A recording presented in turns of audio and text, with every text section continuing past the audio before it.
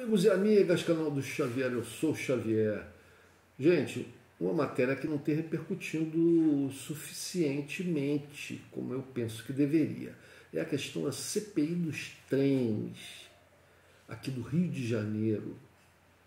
Tem uma matéria aqui do dia 5,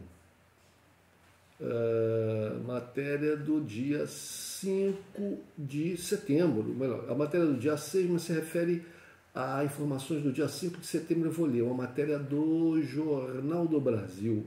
Vamos ver o que fala aqui. A CPI dos trens da Assembleia Legislativa do Estado do Rio de Janeiro se reuniu nesta segunda-feira, dia 5, para a apresentação do seu relatório. A versão apresentada, que ainda não é definitiva, recomenda a realização com urgência de um estudo de viabilidade para avaliar a reestatização do sistema. A realização urgente de concurso público para o preenchimento de cargos técnicos na Agência Reguladora de Transportes Públicos do Estado, a AGTRANSP, e a alteração do índice de correção tarifária do IGPM, Índice Geral de Preços de Mercado, para o IPCA, Índice Nacional de Preços ao Consumidor Amplo. Dentre outras medidas, os trabalhos da CPI serão suspensos por 30 dias para que, após o primeiro turno das eleições, seja votado o relatório final com outras contribuições. É interessante, gente, é interessante. Aqui no Rio de Janeiro, quando o sistema de transporte ferroviário foi privatizado, foi num reboque, numa onda de privatizações de outras empresas estatais, né, que começaram a acontecer lá nos anos 90, né, sob influência do governo do Estado aqui, fez várias privatizações, sob influência do governo federal, da época do governo do PSDB, do Fernando Henrique Cardoso, né, que levou a cabo muitas privatizações no Brasil. O governo aqui, na época do Marcelo Alencar, também do PSDB, implementou essas privatizações aqui também. Então foram privatizadas várias empresas do Estado do Rio de Janeiro, como por exemplo o Banerj, como por exemplo a empresa de telefonia, havia na verdade duas, Telerge e Cetel, foram privatizadas, e outras empresas, o metrô do Rio de Janeiro, empresa no qual eu trabalhei, foi privatizado, entre outras. E a rede ferroviária, existia uma empresa chamada Rede Ferroviária Federal, que, como o nome diz, era uma empresa do governo federal e que operava a malha ferroviária nacional. Houve lá um desmembramento, parte que coube aqui no Rio de Janeiro foi levado ao processo de privatização, foi encaminhado ao processo de privatização, e já há muito tempo que a empresa que opera essa rede de trens urbanos aqui do Rio de Janeiro chama-se Supervia. E o que a gente tem percebido, nós aqui, habitantes, moradores aqui, população do Rio de Janeiro, é que, contrariamente à propaganda da época de que um serviço privado seria muito melhor em vários aspectos, um aspecto mais importante para a população, que é o atendimento das suas necessidades de transporte, isso não foi verdade, né? Se num primeiro momento teve ali uma aparência de melhora, era pura maquiagem. E o que se percebeu e que se percebe até hoje é uma degradação constante desses serviços, né? Por exemplo, aqui perto, a estação de trem mais próxima da minha residência, não é muito próxima, porque a minha residência fica um pouco fora do trajeto das linhas de trem. Mas a estação mais próxima, que não é assim também tão distante, fica num bairro próximo, que é o bairro de Madureira. Na verdade são duas estações, a estação de Madureira e a estação de Madureira também, mas tem um outro nome, é uma outra via. Na verdade são duas estações, mas uma é Madureira de uma linha e a outra é Madureira de um outro ramal, como é chamado. São 2 estações de Madureira, cada uma de um ramal diferente. E, por exemplo, no ramal que é mais próximo da minha casa, o ramal que eu por diversas vezes utilizei no decorrer da minha vida, o outro ramal eu raramente utilizei porque não atende regiões que eu frequentava, que eu tinha necessidade de ir, etc. O ramal que atende regiões que eu mais frequentava e, portanto, era o que eu mais usava, a estação é praticamente a mesma coisa que era na minha juventude, na minha infância. Mesma coisa, não mudou nada. Existem escadas rolantes para que a população que está transitando, trafegando na rua, fora da estação, possa passar para um lado e para outro da linha do trem. Porque a linha do trem atravessa o bairro de Madureira, os seus 2 ramais atravessam o bairro de Madureira bem no centro de Madureira. Então, todos os 2 lados dos 2 ramais são lados que têm um comércio muito intenso, né, um trânsito muito intenso de pessoas. E as pessoas precisam passar de um lado para outro dessas vias, desses ramais, dessas linhas de trem, constantemente. São, né, centenas, milhares de pessoas que trafegam para lá e para cá. Pois bem, para se passar para um lado e para o outro, existem passarelas. Passarelas que inclusive são entradas para as estações, que ficam na superfície, mas de forma elevada.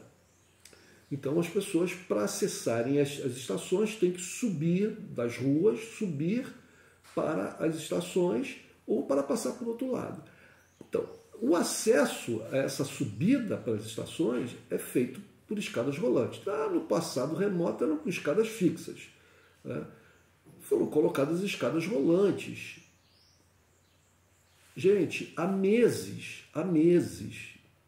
talvez um ano, não sei nem precisar exatamente, porque a memória nem alcança, talvez um ano praticamente, que as escadas rolantes estão paradas.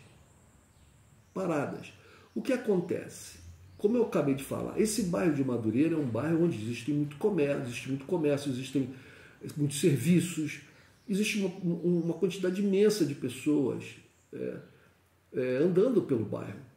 E pessoas de todas as idades, pessoas de idade mais avançadas, pessoas obesas, pessoas com deficiências físicas.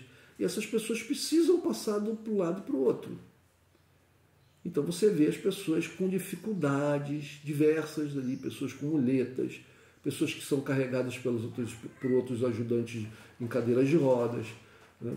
Pessoas, não falei de idade, pessoas com algum tipo de deficiência, etc. Que são obrigados a subir aquelas escadas fixas porque as escadas rolantes são paradas há meses. Cadê a fiscalização? Cadê a cobrança? Cadê a exigência para que essas empresas façam a manutenção dessas empresas, a empresa que opera, né, que é a Supervia, para que ela faça a manutenção das escadas rolantes? Não há. Governo Cláudio Castro. Vou continuar lendo a matéria aqui. Então, seja votado no relatório final quanto às contribuições. Então, depois das eleições, vai ser votado o relatório final. O relator da CPI, deputado Valdec Carneiro, PSB, Valdec Carneiro, é um deputado que já foi do PT, hoje em dia é do PSB, destacou que o relatório foi uma construção coletiva. É uma obra coletiva, fruto de múltiplas contribuições, tanto dos mandatos dos deputados quanto da sociedade civil e de outras instituições. Todas as observações, inclusive as que aqui hoje feitas, foram muito pertinentes e serão incluídas no relatório final. Presidente da CPI, a deputada Lucinha, PSD, quer dizer, eu acabei de falar que o relator é o Valdec. A deputada Lucinha, presidente da CPI, ressaltou que o trabalho realizado pelo Legislativo conquistou avanços, mas que ainda há muito a ser feito, referindo-se, por exemplo, à presença de tráfico de drogas em estações e de famílias morando ao longo da malha ferroviária. É muito comum que pessoas de baixíssima renda, pessoas abaixo da linha da pobreza, acabe invadindo terrenos que são da linha férrea e construindo moradias completamente, absolutamente irregulares, e às vezes até invadindo a própria linha de trens, a própria área da linha de trem, não terrenos anexos que pertencem à empresa, mas são anexos à linha férrea, não, terrenos, áreas que estão dentro do terreno onde passam os trens. Só não estão em cima do trilho, porque senão os trens não andariam, mas estão muito próximos, construções de altíssimo risco. Então ela diz que o governo tem que resolver a situação das famílias que moram dentro da malha do ramal de Belford Roxo, antes que tragédias aconteçam, declarou. O deputado Luiz Paulo, PSD, indicou que deve ser acrescentada ao relatório uma solicitação ao Ministério Público do Estado para que seja investigada a deterioração do sistema ferroviário que pertence ao Estado. O parlamentar também chamou a atenção para a necessidade de medidas práticas urgentes para a melhora do serviço de trens. O governo deve estudar uma intervenção imediata na concessão e até mesmo a possibilidade de encampação do serviço. Vejam que esse deputado Luiz Paulo, é do PSD, não é um partido de esquerda não, gente. Não é um partido de esquerda, não é um partido comunista, não é o PT, não é o PSOL. Tá? Está falando da encampação da empresa. Ou seja, a privatização foi um fracasso. Foi um fracasso. Passados esses anos todos, já mais de 20 anos, mais de 20 e tantos anos, né, dessas privatizações, nomeadamente aqui no setor ferroviário do Rio de Janeiro, quiçá pelo Brasil inteiro, mas nomeadamente aqui no Rio de Janeiro, essa privatização se mostrou um fracasso. Tem uma questão fundamental nas chamadas privatizações de serviços públicos essenciais, que é a questão de que não há concorrência, porque não há como uma outra empresa concorrer com a Supervia, porque para concorrer com a Supervia, essa outra empresa teria que ter uma outra linha de trens. Ora, a malha ferroviária do Estado do Rio de Janeiro, ela foi construída e não há nem necessidade, nem possibilidade, nem viabilidade de se ter uma outra malha paralela. A malha ferroviária é a que existe. O que se tem que fazer é modernizar, é fazer a manutenção, né? Fazer investimento na malha existente, não é construir uma outra, não tem como.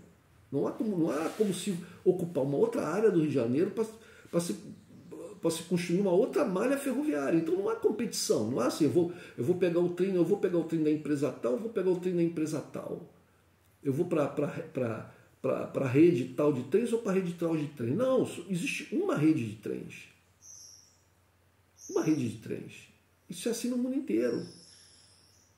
Então, o que eles fizeram, a privatização no Brasil foi fatiar a grande empresa nacional de trens, a rede ferroviária nacional, fatiar relativamente aos estados, ou a regiões, ou até municípios, eu não sei como é que foi feito aí pelo Brasil afora, mas no caso do Rio de Janeiro, foi aqui no Rio de Janeiro, e entregar, né, conceder a uma empresa privada, que no caso aqui é chamada Supervia, a operação dessa malha ferroviária do Estado. E o que a gente vê hoje? Um fracasso absoluto. Passadas décadas depois da privatização, a coisa que fazia propaganda de uma esperança da melhoria do serviço, o serviço ferroviário naquela época estava muito ruim, mas muito ruim por causa de quê? Não é porque a questão da administração estatal em si era negativa, não. É porque o Estado, tomado por uma ideologia neoliberal, começou a deixar de investir, começou a deixar de fazer o seu papel, que era investir nas suas empresas estatais. Porque essa ideologia que é veiculada aí pelos meios de comunicação aqui no Brasil, né, constantemente, de que empresas têm que dar lucro e empresas estatais elas não podem funcionar porque elas não dão lucro, elas dão prejuízo. Não é assim, gente. O lucro de uma empresa estatal não é o retorno financeiro necessariamente. Claro que é. é ideal. O ideal é que uma empresa estatal funcione perfeitamente, atenda, né, a finalidade dela primeira, que é satisfazer a população dos serviços que ela oferece, né, e que, se possivelmente, ela ainda tenha retorno financeiro. Seria o melhor dos mundos. Mas não é a função principal de uma empresa estatal trazer lucro financeiro. A estatal, ela é feita para ter lucro para a sociedade. Quer dizer, lucro não, para trazer benefícios para a sociedade. Então, se uma empresa estatal, por exemplo, de transporte ferroviário, consegue oferecer para uma população que ela atende, né, transportes eficientes, pontuais, confortáveis, seguros, o retorno disso está sendo para a sociedade como um todo. Melhora a vida de todo mundo. Não só da população, mas inclusive até das próprias empresas privadas que existam naquela sociedade. Essa que é a questão. Mas aquelas pessoas que veem só o lado do lucro das empresas, né, procuram difundir a sua ideologia, e conseguiram, em grande medida, tanto que o neoliberalismo e essa sanha privatizante foi trazida para o Brasil pelo PSDB, pelo governo do Fernando Henrique Cardoso, e conseguiram privatizar. Aqui, por exemplo, no Brasil, acabaram com muitas empresas estatais que haviam, como, por exemplo, o Lloyd brasileiro, né? Tudo em nome da eficiência econômico-financeira. Mas é isso, gente. Então, estamos aí a situação da CPI dos trens com relação à rede ferroviária. A matéria continua aqui. Em sua intervenção, a deputada enfermeira Rejane, do PCdoB, apontou para a importância da recriação do Batalhão de Polícia Ferroviária da Polícia Militar do Estado do Rio de Janeiro, que hoje conta com um grupamento especializado para o sistema ferroviário. O deputado Eliomar Coelho, do PSB, disse que o Poder Legislativo Estadual cumpriu na CPI sua função com maestria. Já a deputada Marta Rocha, do PDT, destacou que é um relatório participativo e que o novo prazo para apresentação pode permitir que a versão final venha acompanhada de projetos de lei propositivos para as soluções dos diversos problemas apontados pela CPI dos trens. Muito bem. Eu estou aqui com uma outra matériazinha. Vamos ver aqui uma matéria. Tem uma matéria aqui de. Aqui, ó. CPI dos trens aponta pré-colapso da Supervia. A matéria também é do dia 5. Comissão entregou relatório preliminar sobre o sistema ferroviário do RJ nesta segunda-feira, dia 5. Lista uma série de problemas e traz recomendações à concessionária e ao governo. Isso aqui já é a matéria do Globo. O Globo, aqui, deixa eu ver, apresentado, divulgou, lancei da empresa. Daqui, o Globo já não fala, o Globo é interessantíssimo, né? Ele não fala que o relatório preliminar sugere a reestatização do sistema. O Globo não fala isso, porque o Globo é um jornal que defende a coisa privatizante e tal, defendia muito o governo do Fernando Henrique, né? Então, mas ela fala aqui que a CPI apontou alguns dos problemas citados: falta de segurança, atrasos e interrupções, trilhos e dormentes em péssimas condições, acúmulo de lixo ao longo da via, falta de manutenção e conservação ao longo da via, construções irregulares que invadem o limite da linha férrea, falta de acessibilidade, aquilo que eu acabei de falar lá falta de acessibilidade para pessoas com deficiência ou com mobilidade reduzida, eu acabei de falar, que acontece na estação de Madureira, tanto no ramal que eu mais uso aqui, que é o ramal que vai da estação Pedro II até Deodoro, como o outro ramal, que eu acho que é o ramal Santa Cruz, que também vai lá da central de Pedro II em direção à estação de Santa Cruz. O ramal que eu utilizo vai até Deodoro e de Deodoro para Japeri. É o ramal Dom Pedro II Japeri. O outro ramal que passa na outra, que a gente tem que passar por uma outra,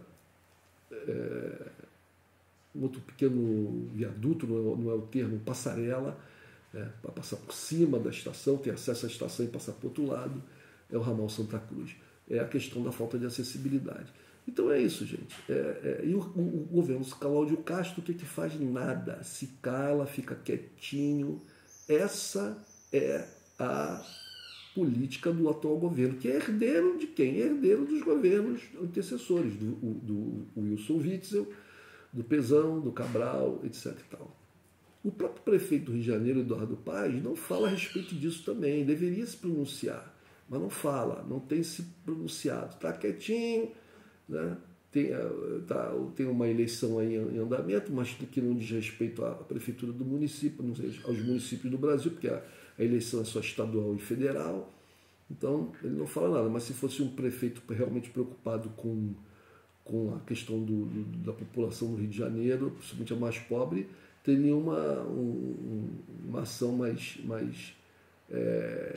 eficaz, mais, né, proativa, né, com relação a essa questão dos trens urbanos que servem aqui o Rio de Janeiro, a cidade do Rio de Janeiro, em grande monta.